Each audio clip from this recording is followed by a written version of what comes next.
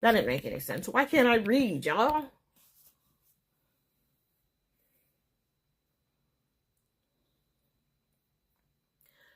I use Readsy to handle my formatting and collaborate. And now I've brought on my 3 biggest mistakes. I published without a team. My 3 big... Hey y'all, what's up? Let's get into the 3 biggest mistakes I made as an indie author. If you're an indie author or thinking about jumping into self-publishing, this video is for you. Because, like I said, we're getting into the 3 biggest mistakes I made back in 2018 when I first started. There's no fluff, no sugarcoating, just the truth about what went wrong and how I fixed it. Whether you're on book 1 or book 10, these are the kinds of things that can slow you down, waste your money, and drain your energy if you're not ready for them. So let's dive in. My first mistake, I didn't have a team. Y'all. Let's talk about my first book back in 2018. I was so proud of it. I was ready. I was hyped. I'm ready to launch. I had no editor. I used a Canva template for the cover, not commercially licensed. I formatted in Google Docs, and I used Amazon's free ISBN without understanding what that meant for my ownership or future rights. There was no alpha readers, no beta readers, no formatting software. I just uploaded my file and prayed for 5 stars. What went wrong? My editing was surface level at best. There were plot holes, there were typos, my pacing issues was all a mess. Y'all, my cover, I didn't follow the licensing rules because I didn't look them up and I didn't read them. It didn't look like it belonged in my genre, and it didn't hold up next to the traditionally published titles. My formatting was a mess, both ebook and in print. I didn't even know what front or back matter was, copyright, none of that. And since I use Amazon's ISBN, I didn't fully own or control my book's metadata.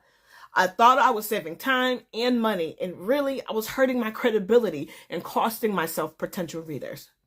And I did. I cost myself potential readers. What do I do differently now? I have an editor. She gives me both inline precision and big picture perspective. I hire a cover designer who knows what sells, what signals quality, and how to make my book stand out. I buy my SBNs. I buy them in bulks of 10, so I control my distribution, my branding, and the rights across all of my platforms. I pay my alpha readers and beta readers, the same ones consistently, to give me critique on my book before the finished product. I use Readsy to handle all of my formatting. Do it yourself. It means you're in charge, but that includes knowing when to delegate and to invest. Treat your book like a product, because it is. Because your story deserves to be published professionally, not quickly. My mistake number 2, I marketed to authors instead of readers. This one stung when I realized it. I was deep in the author community, posting about word goals, memes, rants about editing, screenshots. I was on Scrivenger, that KS. And yes, it was relatable, but to other writers. But guess who wasn't seeing themselves in my content? My readers. What went wrong? My feed looked like a writer diary, not a book promotion. My followers were cheering me on as a writer, but no one actually knew what my book was about. Authors don't buy books. I built engagement, but not sales. I had community, but not customers. And listen, the writing community is important. I'm all for it. I'm not knocking it. But if your goal is to sell books, you need your content to be with the people, the readers. The readers. Here's what I changed. I clearly separate reader-facing content and author-facing content sometimes. I'm not the best at it.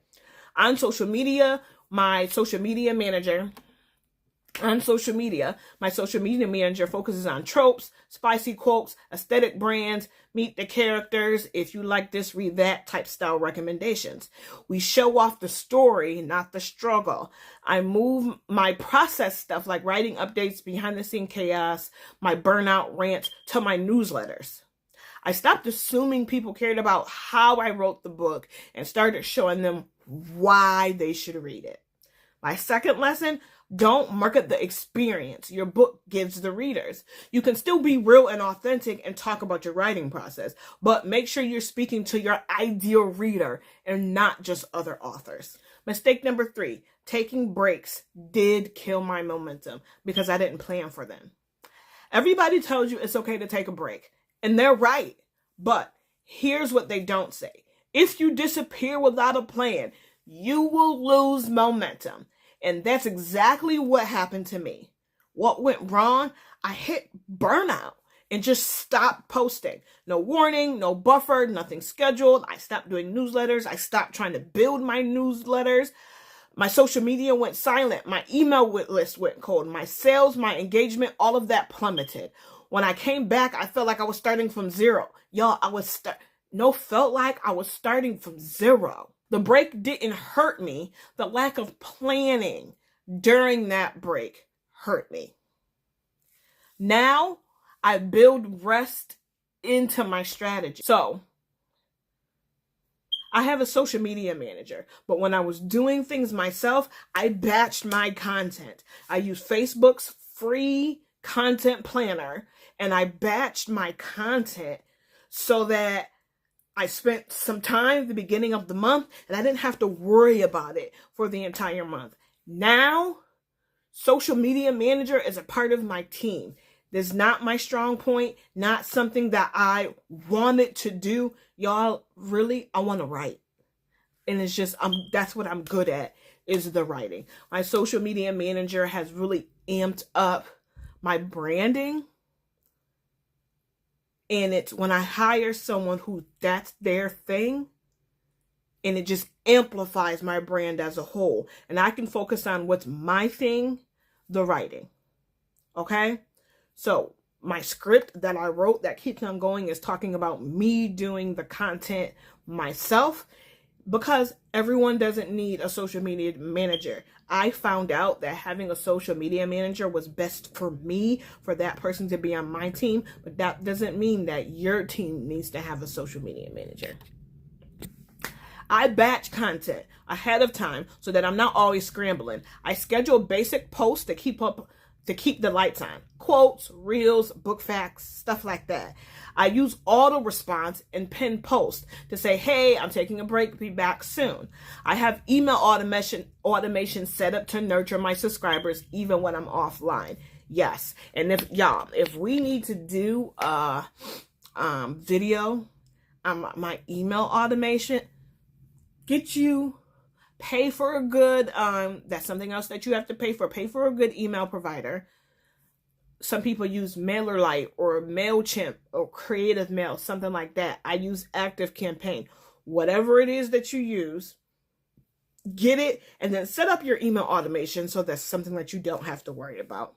Social media manager schedules my posts, responds to messages, and make sure my platform doesn't go ghost, even if I need to.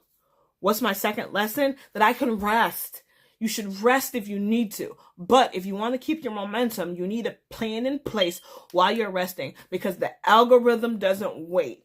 And your readers can't support you if you've completely vanished. That section was a little crazy, y'all. Comment below if we need more clarification. So, what are my 3 biggest mistakes? I published without a team or understanding the business. Now, my team consists of my editor, my alphas and my betas, my social media manager. I even had a self-publishing coach for a little bit there. That and my cover designer. That's my team. My mistake number 2, speaking to other writers instead of marketing to readers. I know there's this big thing about whether authors should be in reader spaces, and I can get into that in terms of like reviews and if you guys want my opinion. But the meat of it is we need to be in reader spaces in terms of marketing. We can't market ourselves to authors. Authors don't buy books. And that's a general statement. I know it's untrue. I'm an author. And like you can see, I buy a whole lot of books.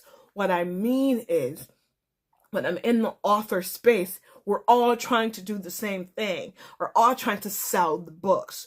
So when I'm marketing, my marketing needs to be in my readers' spaces. My third mistake, taking unplanned huge breaks and losing my momentum. How is that something that I rectified? I have a social media manager. They take care of my social, Instagram, Facebook. She takes care of my launches. I still do my newsletters. However, in the future, if that's something that I want to also give to her, I can, because she offers that. So my stuff is always hitting consistently. What do I need to do? I need to log in and I need to engage. When I'm just scrolling, which we all do, hop over to Ashley's page, hop over to Cheyenne's page, scroll on there and get some engagement, some comments and stuff done. Y'all, these are common mistakes I made, and a lot of us do. But now that I've learned from them, I can show up smarter, stronger, and way more prepared for this indie publishing game. Now, let me know what mistakes you've made. Come on, let's talk about it in the comments. Let's give each other tips and tips so that we can all make our books the best, because that's it.